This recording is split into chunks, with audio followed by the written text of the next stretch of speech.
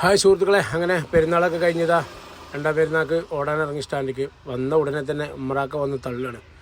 അയാളെ പെരുന്നാളിന് ആരും വിളിച്ചില്ല, അയാൾ ടൂർ പോകാൻ പൈസ ഇല്ല, അങ്ങനെ ആകെ എല്ലലും പാരാപ്തം പറയാം. അത് കഴിഞ്ഞതാ നമ്മൾ ഓട്ടത്തിലേക്ക് സ്റ്റാർട്ട് ചെയ്തു. പിന്നെ നേരെ പോയത് പുന്നക്കാട് ചുങ്കത്ത് ബീഫ് സ്റ്റാൾക്കാണ്. അവിടെ ഇപ്പോൾ ഇന്നും നല്ല തിരക്കാണ്. പിന്നെ നമ്മൾ ചങ്കിൻ്റെ പാനെ നേരെ വീട്ടിൽ കൊണ്ടാക്കി. അത് കഴിഞ്ഞതാ നമ്മളെ അജുക്കുട്ടനെ കണ്ണത്തൊക്കെ നാക്കേണ്ട ഒരു ആവശ്യമുണ്ട്. അവൻ എങ്ങോട്ടോ ഒരു വഴിക്ക് പോവാണ്. പിന്നെ നമുക്ക് കിട്ടിയ ട്രിപ്പ് മഞ്ചേരിക്കാണ്.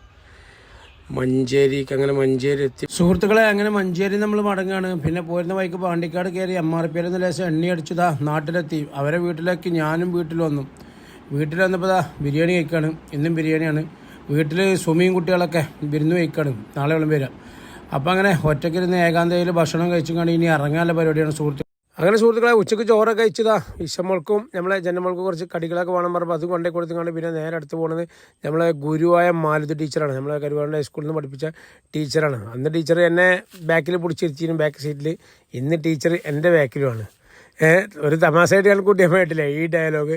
പിന്നെ അതുപോലെ തന്നെ പിന്നെ അത് കഴിഞ്ഞിട്ട് നമ്മൾ നേരെ പോയത് നമ്മളെ ഏട്ടനായിട്ട് നമ്മളെ സ്ഥിരം ട്രിപ്പ് ചെർപ്പളശ്ശേരിക്ക് പോണ വൈക്കുന്ന തൂതൊക്കെ പാലത്തിൻ്റെ പണിയൊക്കെ ഏകദേശം ഒരു 90% കഴിഞ്ഞു. അടിപൊളിയായി, മാഷാ അല്ലാഹ്, അൽഹംദുലില്ലാഹ്.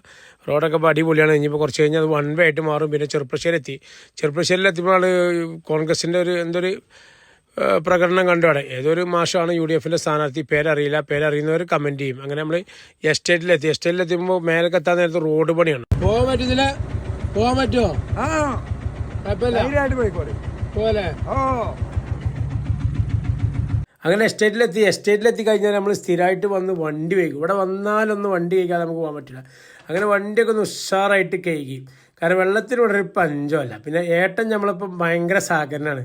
ഏട്ടൻ നമ്മളെ ക്യാമറമാനായിട്ടും അല്ലാതെയും നമ്മളിപ്പോൾ സഹകരിച്ചിരിക്കും. അതുകൊണ്ട് വണ്ടി ഉഷാറായിട്ട് കഴുകി.